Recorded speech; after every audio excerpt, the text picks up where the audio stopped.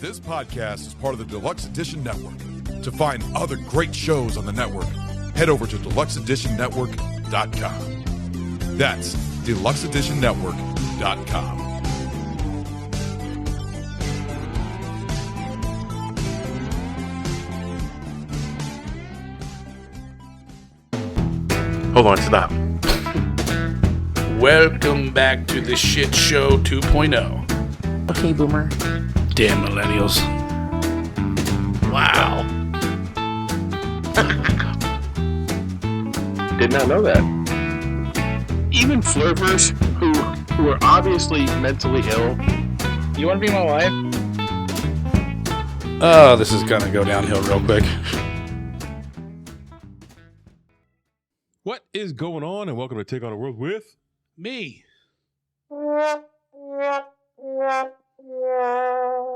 That never gets old. Never. And Mike D. Me and Mike D. In the place to be.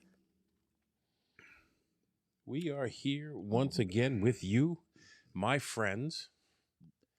Friends. We are going to be talking about the Angel of Death today, but first, let's talk about the Deluxe Edition Network.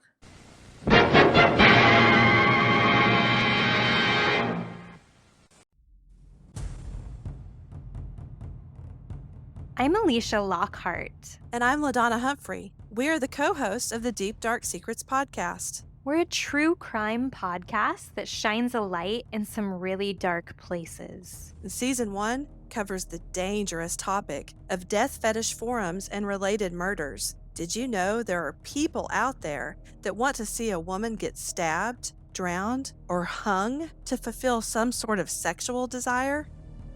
Well, there are, and we've gone undercover in a number of these seedy, gated online communities. We have watched thousands of wannabe murderers talking shop about techniques for abducting, torturing, raping, and killing women. People are dying at the hands of these death fetish predators, and we have to take a stand. We will shine a bright, unrelenting light on the deep, dark secrets of the death fetish community, and we invite you to join us as we do. So tune in every Monday as we expose the fringes of true crime.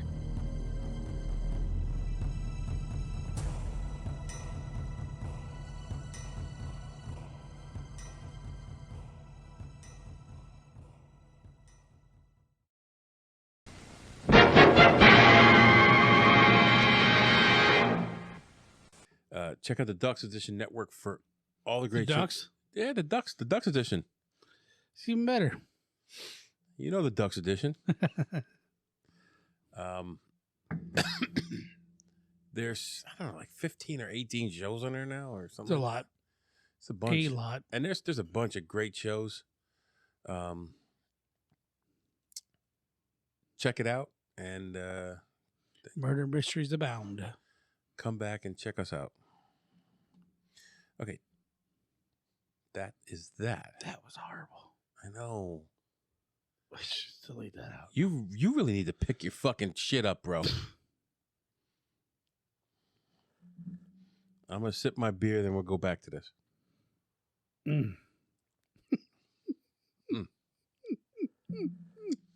So, we are here today to talk about Charles Cullen, the Angel of Death. What? You talking to me?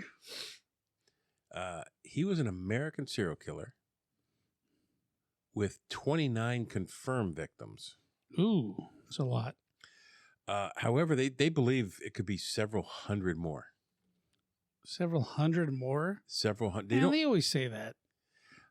Yeah, because you could say that. And it's like the weatherman. You could be wrong as you want. He's got 29 confirmed with 6 failed murder attempts. Okay. So he was born...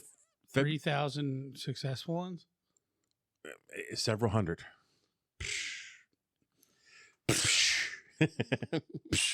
That guy is so fucking annoying.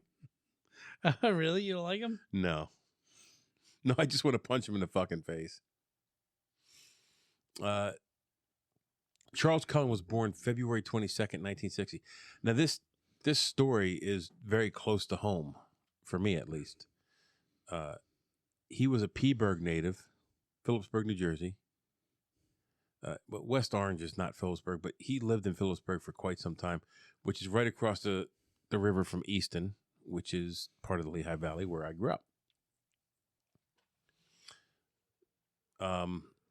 And he was active in my area when I lived down there. So thank God I never went in the hospital at that time. So he was born 1960, West Orange, New Jersey. His father died in September the same year he was born. He was only 7 months old when his father died. He was the youngest of 8 children. Pardon me. Imagine being a single mom of 8 kids. And one's a psychopath. Cullen described his childhood as miserable. He claimed to be constantly bullied in school and by his sister's boyfriends. Well, I can see that. Well, you know, as we've gone on with... So you knife somebody in the neck, and then it's all over with. As we've gone on with our search for the truth about serial killers over the last couple of years, we have found that the bullying in school, the being a loner, you know... Being in the Air Force or Navy. He was in the Navy.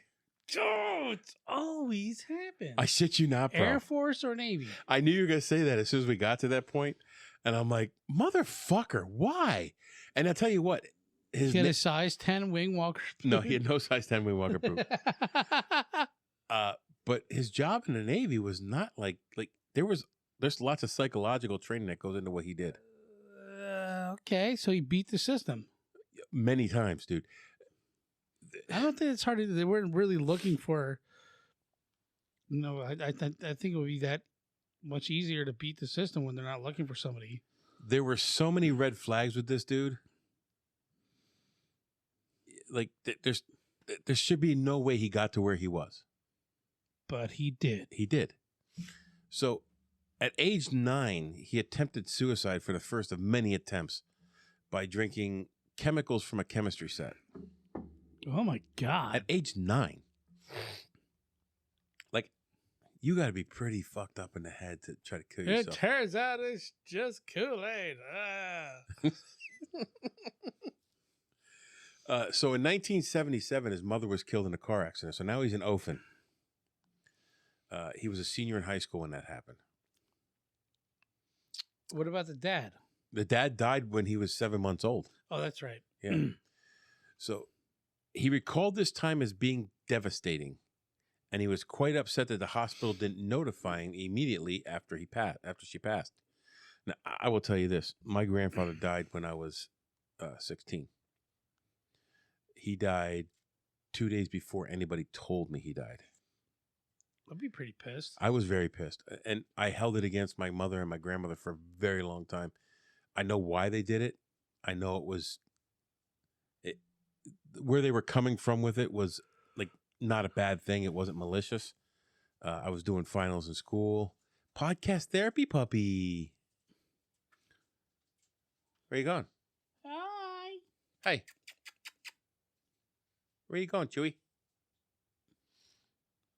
Coco Jean. Come on. Come on, baby girl. Come on over.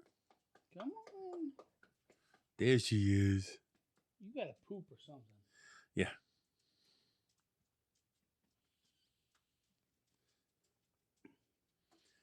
So I know where they were coming from. I had finals that week, and they didn't want to fuck up my finals, and I was so close to my grandfather. I get why they did it. I just never forgave him for doing it. Or it took me a long time to get past it. Know what I mean, Murray? Yeah, for sure. So not only that, they didn't return the body to him. They cremated her body before he had a chance to give her a proper burial. So he graduated high school. He enlisted in the Navy, and he served on a submarine, USS Woodrow Wilson. That's kind of impressive because the silent service is no slack. I know. Like there's all kind. Like I didn't want to be on a sub. I intentionally failed the sub test Like, because they only take like the brightest of the bright that's why I failed that test. because you're dumb. No, I'm claustrophobic. I didn't want to be on a sub. Like, that's why I won't be on something. Like, sorry, no. But what do you mean? I can see my wiener from here. Jesus. Anyways, So he says, no, that's no slouch though. I know. Submarine guys are like the best of the best of the best of the best of the best. So Of the best of the he successfully passed basic training best of the best of the best of the best, yes, and rigorous psychological exams required to serving on a sub. He was a second-class petty officer in E5, torpedoman mate, TM. This dude was one of the people in charge of launching Poseidon missiles. Mm. So, like, he would launch a nuke. I would guess a Poseidon was a nuke. I don't think the Poseidons were nuclear.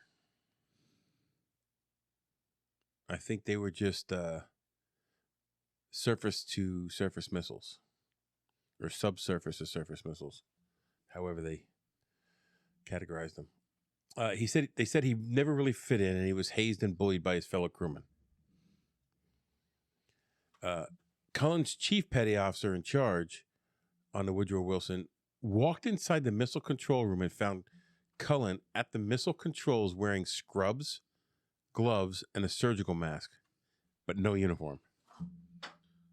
Just like naked. No, scrubs, what nurses wear. It made no sense.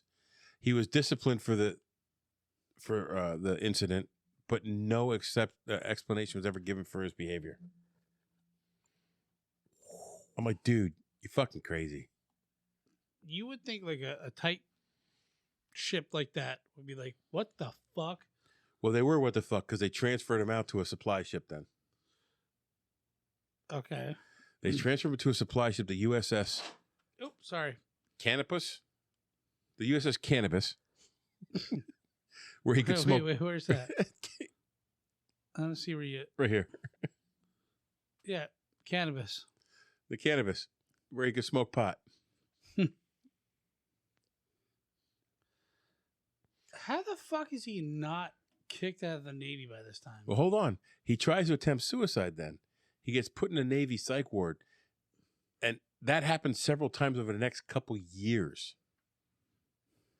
And he received a medical discharge in 1994. So a year... So what, they gave him like every fucking opportunity to straighten his shit out? Yeah. It's like, dude, all you have to do is not act crazy. After the Navy, he enrolled in Mountainside Hospital Nursing School in Montclair, New Jersey. I might be wrong on 94. That might be 84. When did he go to the Navy? Yeah, I think it's not 94. It's 84. It's got to be.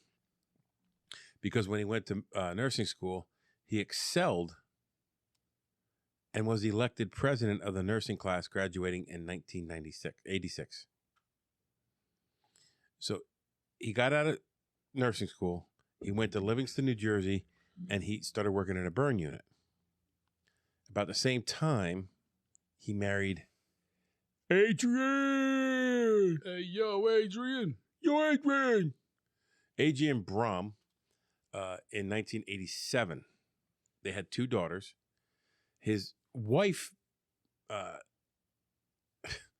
noticed he was acting like very fucking weird and abusing the family dogs.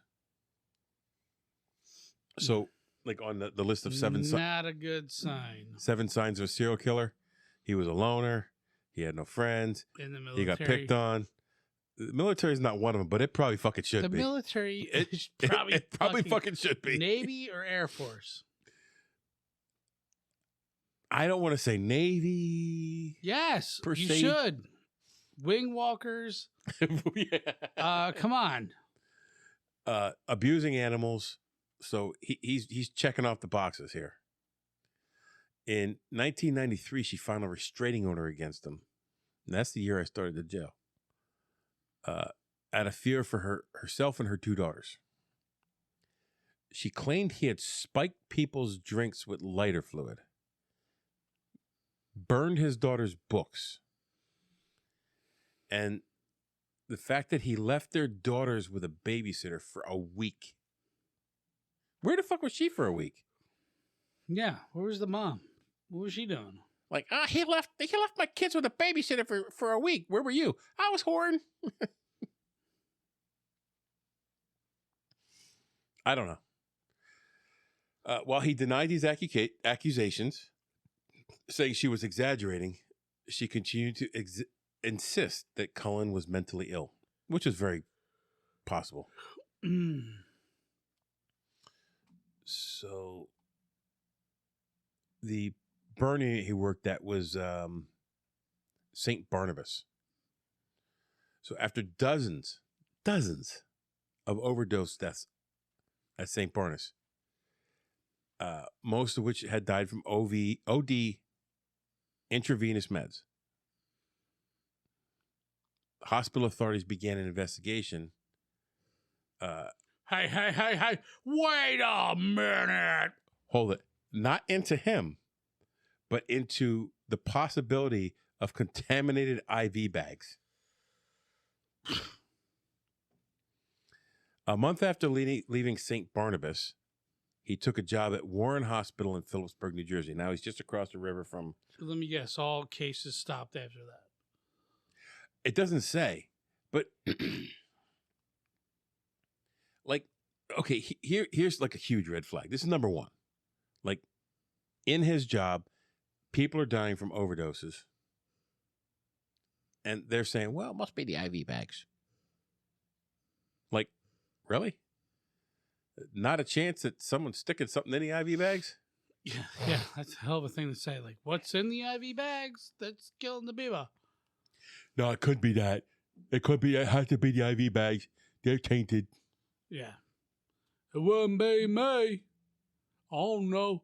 Every time I took an IV bag out, there's something wrong with the thing that was open or something. I may not be a smart man, but I know what love is. I love adding up an IV bag. So he went to Warren Hospital in Phillipsburg, New Jersey. Several elderly women met their end by overdoses of heart medication. Come on. So this digoxin becomes key in his MO. One victim said that a sneaky male nurse injected her as she slept. Oh, so he tried to kill her, and listen to this. She woke the fuck up and was like, "What are you doing?" He's like, "Shut up, bitch! I'm a sneaky motherfucker." Shut up. It's an IV. So the family members and the hospital staff dismissed her comments as unfounded. Like, lady, you don't know what you're talking about. Ain't no male nurse here. They're going to inject you with nothing. She's like, but I saw him. He looks like a dirty old male.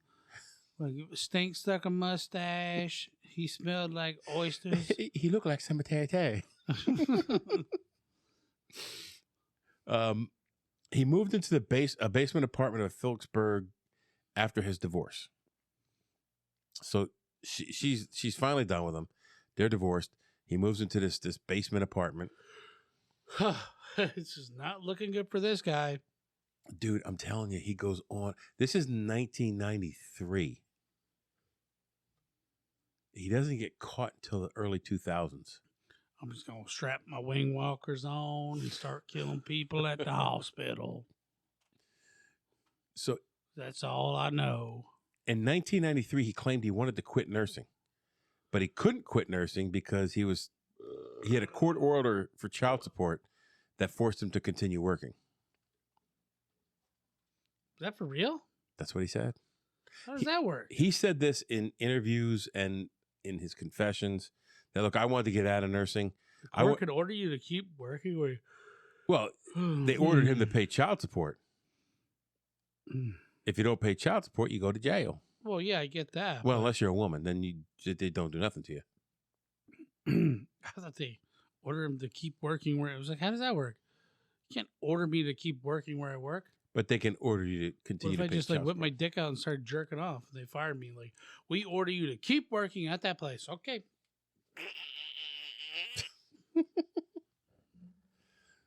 So, about the same time, he started stalking one of his coworkers, This guy's weird. which doesn't fit his MO at all. But he broke into her house while her and her son were sleeping.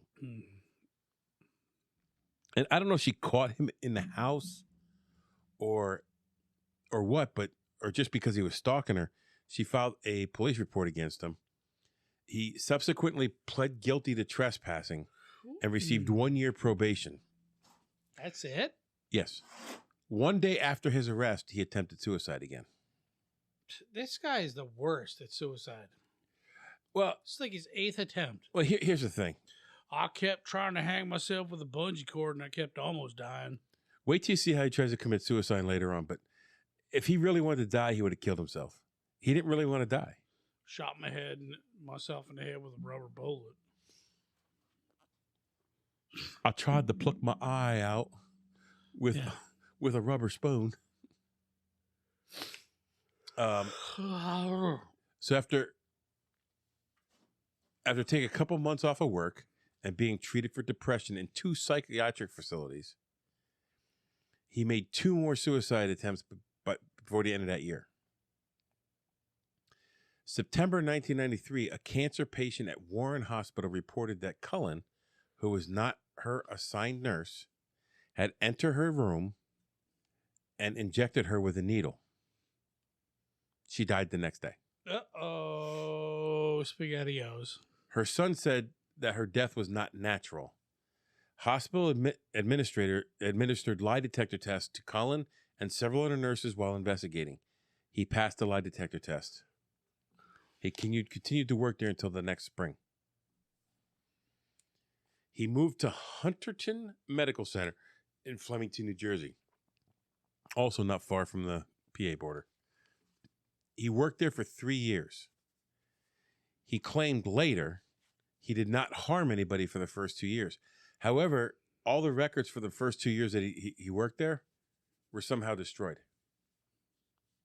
So there's no way to confirm or deny that assertion. He later claimed he murdered 5 patients with detoxin between January and September of 1996. Jesus Christ. Then he left. He quit. He found work at Morrison Hospital, but was quickly fired due to poor performance.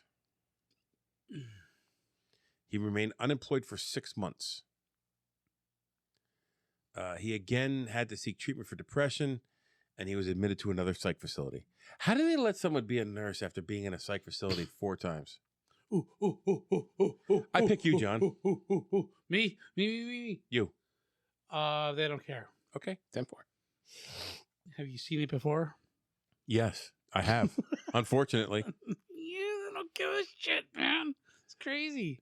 So in February 1998, he took his job search from New Jersey to Pennsylvania.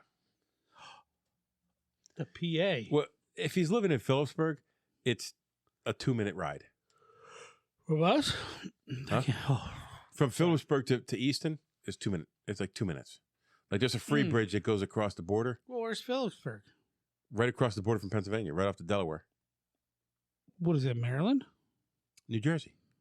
Oh, okay. All right. Like if you drive down 78 and you stay on 22, if you stay on 22, you're going to go across the river into New Jersey. Got you. So he was hired by Liberty Nursing and Rehabilitation Center in Allentown, where he staffed a ward of respirator-dependent patients. He was accused of giving patients drugs at unscheduled times. So this guy could just go unchecked. How the fuck would you ever know? Here's the well, I don't get it. Like, let me go on a little bit, and then I'm going to throw something at you quick. He was fired after being seen entering a patient's room with syringes in his hand. This is like 8th time being fired from a hospital ward. I think 3rd time being fired, but I think other times he was just leaving. We won't say nothing because we don't want to get sued. Hey, what's that decapitated head you're carrying out of there? We don't want to know. Just resign your position and we're fine. Nothing. Okay. Fair enough. Fair enough. You got me. Jokesies. So the encounter with the syringes left the patient with a broken arm. Later, it was found out that he had caused the death of a patient at Liberty Hospital. The death at that time, when it happened, was blamed on another nurse. So he killed someone, bounced out of there, and someone else got blamed for it. Ain't that a bitch? After being fired, Cullen was employed at Easton Hospital from November 1998 to March 1999. Dude, it gets worse. You can throw your hands up all you want, but it gets worse. This guy's just getting hired left and right. Another patient died from detoxin overdose on December 30th, 1998. Coroner blood tests showed lethal amounts of detoxin in the patient. But after an internal investigation was inconclusive, there was no solid evidence that Cullen was the murderer. So in March 1999, Cullen took a job at Lehigh Valley Hospital, Cedar Crest, where he worked for only 1 month. It was later found out he murdered a patient and attempted to murder another. So when I saw this, 99, my mother was, I think, just got her nursing degree or was still working as a unit clerk. But she worked at Lehigh Valley Hospital. I didn't know when, so I texted her. I'm like, hey, did you work at Lehigh Valley in 99? And if you did, what did the hospital do in response to this, the Charles Cullen matter? And she goes, she was working someplace else at the time. And then she expressed something that you and I have expressed to each other about correction officers and police officers who end up being dirty and pieces of shit. She said, he made everybody in the medical profession look bad. And you and I have said that how many times when some dirtbag fucking piece of shit CO or a police officer does something dirtbaggish, it makes everybody in the profession look bad. And if you watch any fucking Hollywood movie, every CO is crooked and on the take and trying to rape inmates, and it's just not the fucking case. But so he moved his murderous roadshow to St. Luke's Hospital in Bethlehem. His murderous roadshow. I wrote that. I mean, dude, he's gone from hospital to hospital to hospital, and nobody really knows how many people he's killed. They only know how many people he's admitted to killing. So he was there for Christ, could be in the hundreds. He was there for 3 years. At least 5 patients died were later connected to Cullen, as well as 2 attempts. So January 11th, here we go. How many like mercy kills you can get in a hospital? We'll get to his reasoning for doing it. If that was what he was into, it's like, take this, take that. I think he liked killing people. Sounds like it. So January 11th, he once again attempted suicide by lighting a charcoal grill in his bathtub, hoping to succumb to carbon monoxide poisoning. Oh my god, dude! Where did I just hear this? Dude, just stab yourself in the fucking neck. No, it was.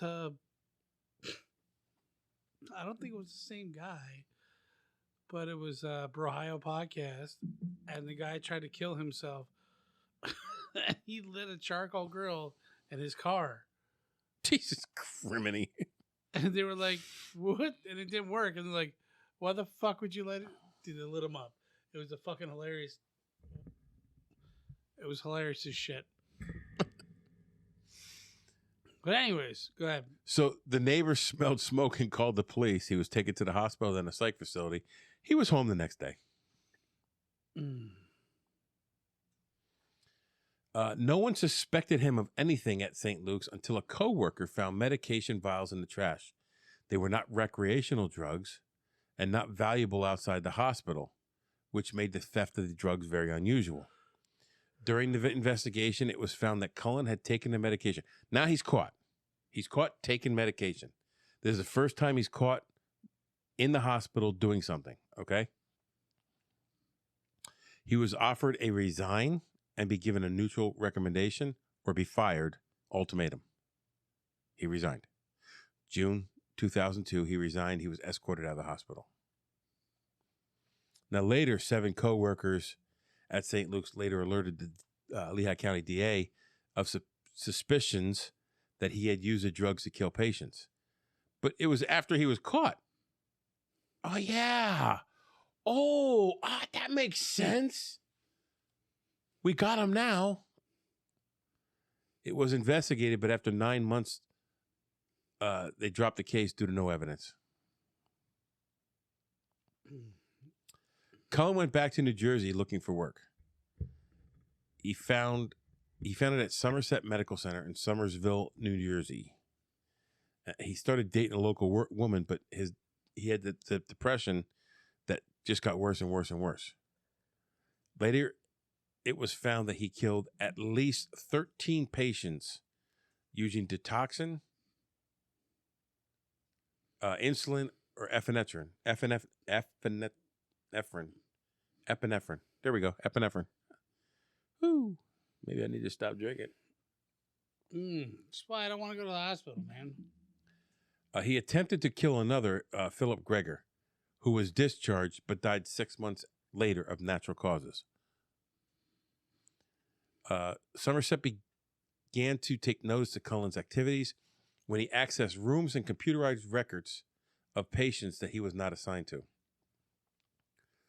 Computerized drug dispenser cabinets showed that he was requesting meds that his patients had not been prescribed. These drug requests were made many times and then canceled, and they were made within a few minutes of each other. So, like, he was just trying to get whatever he could out of the fucking med cabinet. In July 2000, and you know, this is where technology, like, sometimes we bitch about technology getting in the way of, you know, normal. This is a point where technology should have sent a big red flag to everybody. Yeah, hell yeah. And it didn't. In 2003, the director of New Jersey Poison Information and Education System warned Somerset officials that at least 4 suspicious overdoses indicated the possibility of one of their employees was overdosing patients. Jesus Christ. So now they're warned by the state. Hey, listen, there's these 4 overdoses. They don't make any fucking sense. The only thing that makes sense is someone there is trying to OD your patients on purpose. Okay. So the hospital... Not your problem, young. We'll take care of it. The hospital delayed contacting authorities until October. Makes sense. By that time, in October, he had killed 5 more patients and attempted to kill another. Uh-oh. When a patient died of low blood sugar in October 2003, the hospital contacted the New Jersey State Police. The hospital was scolded for not reporting things sooner. You bad people. Jesus Christ.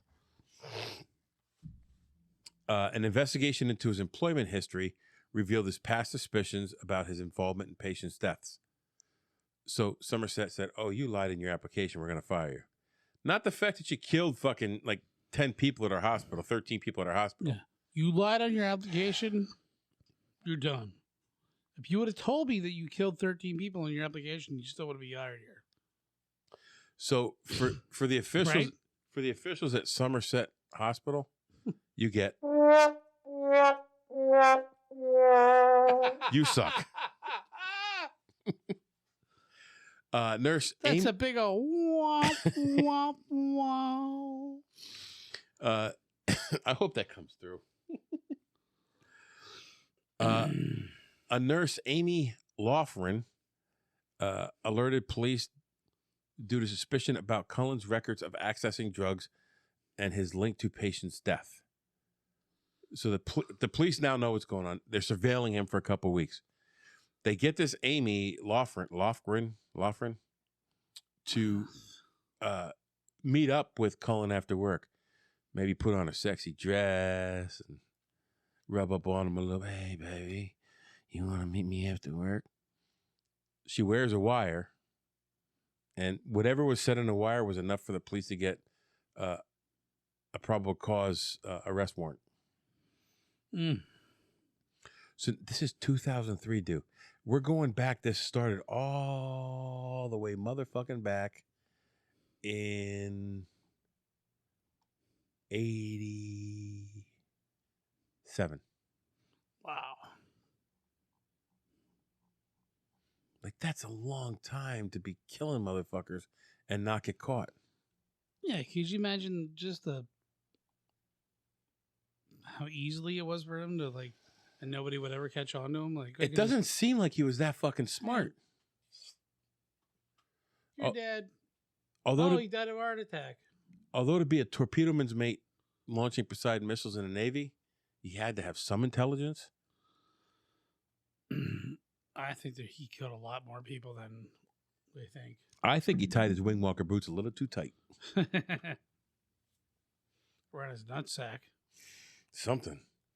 So they get an arrest warrant. On December 14, 2003, Cullen was arrested. He was eating his bacon and eggs at a restaurant, and he was lifting his eggs to his mouth. Really? Is that specific? Yeah, he dripped a little bit on his shirt. It was like one little dot on his shirt. Come on. He picked Seriously? up. Listen, hold on. You're making this shit up. He picked up his toast, and he was dabbing his toast. Come on. And he looked up, and there were the cops there to arrest him. He had a set of dippy eggs. They weren't quite done to his liking, and he was just about to say something to the chef when the FBI came in, handcuffed him.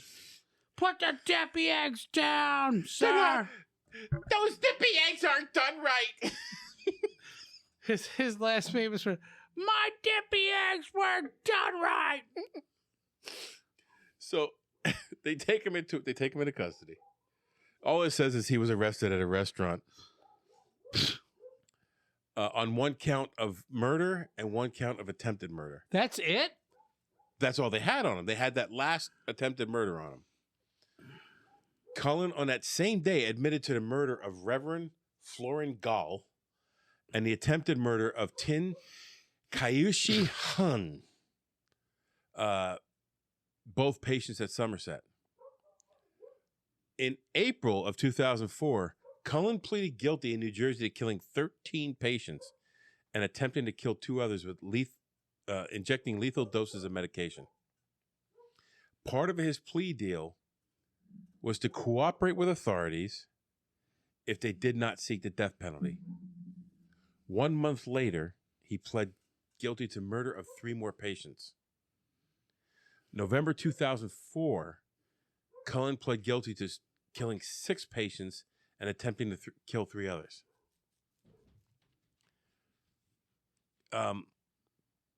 So Cullen, at that time, was serving a life sentence without parole for 30 years, being served consecutively with his Pennsylvania sentences. The Pennsylvania sentences were March 2006.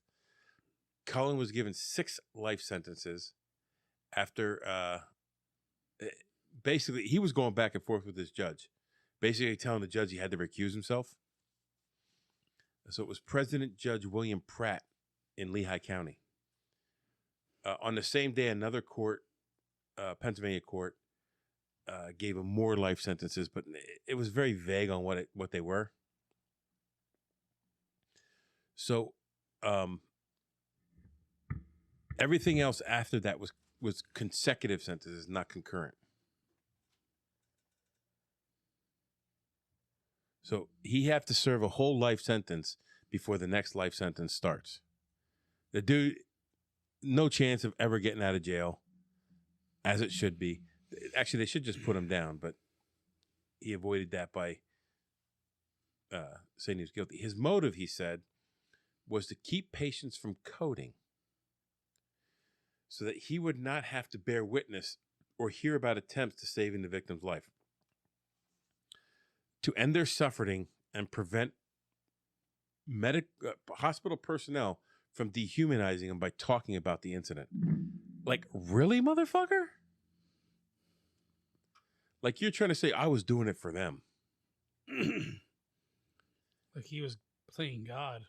Absolutely. Well, they called him the angel of death. Cullen told investigators that although he had often thought about murdering victims over several days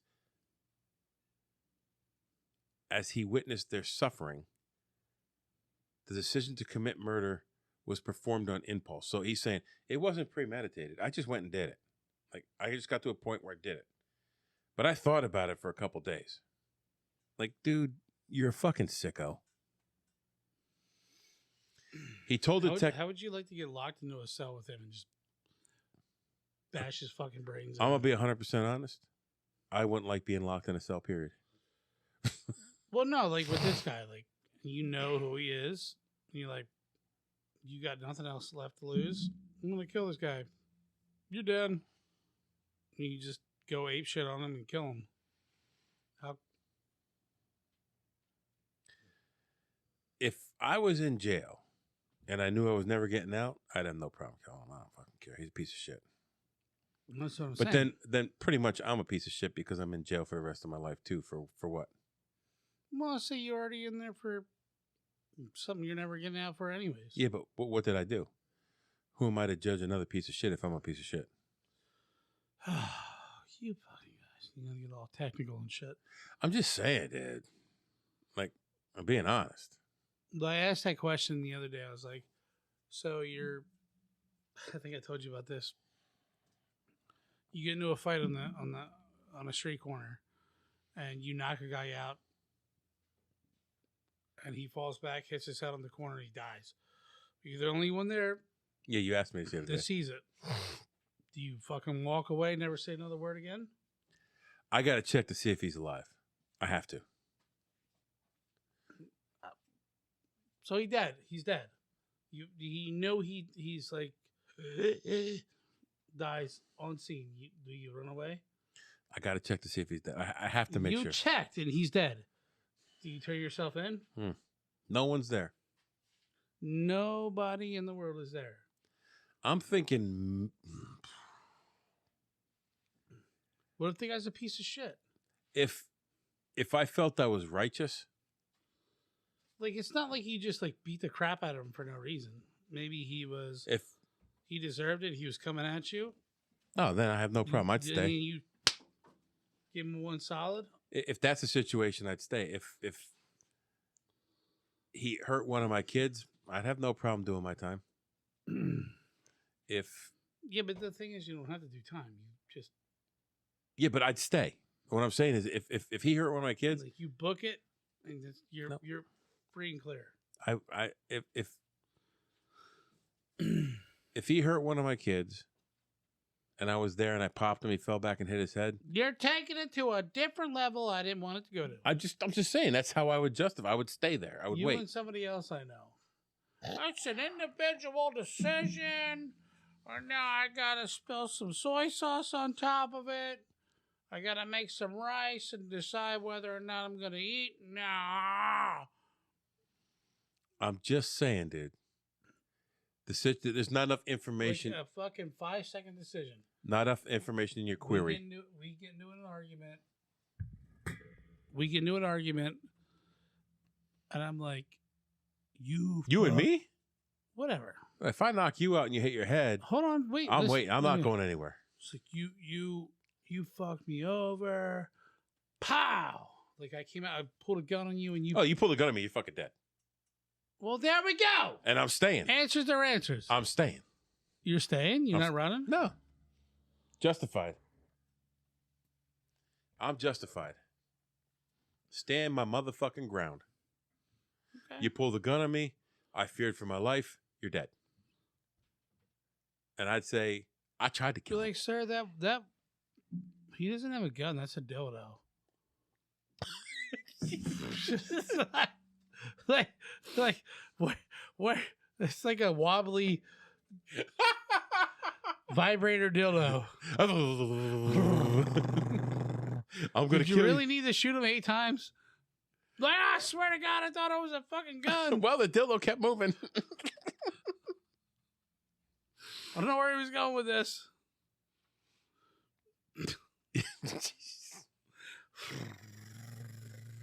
Oh my God. Anyways, where the fuck were we? I have no idea. He told detectives in 2003 that he lived most of his life in a fog. I heard that.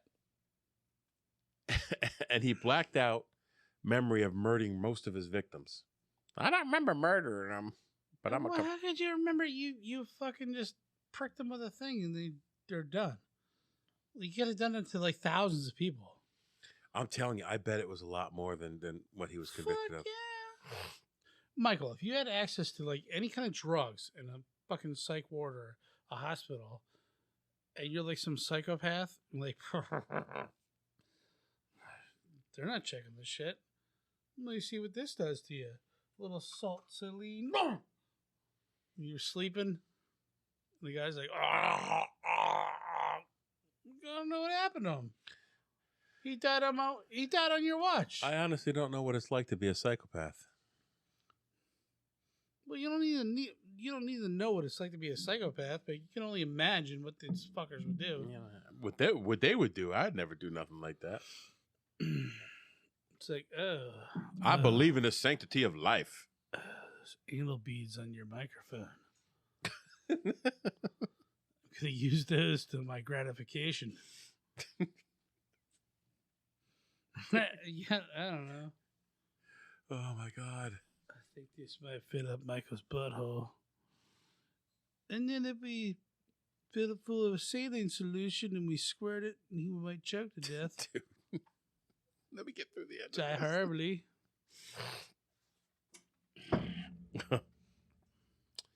I don't even know where the fuck I am. He said he did not recall how many of them there were and why he chose them. In some cases, Cullen had adamantly denied committing murders at a given facility. Bullshit.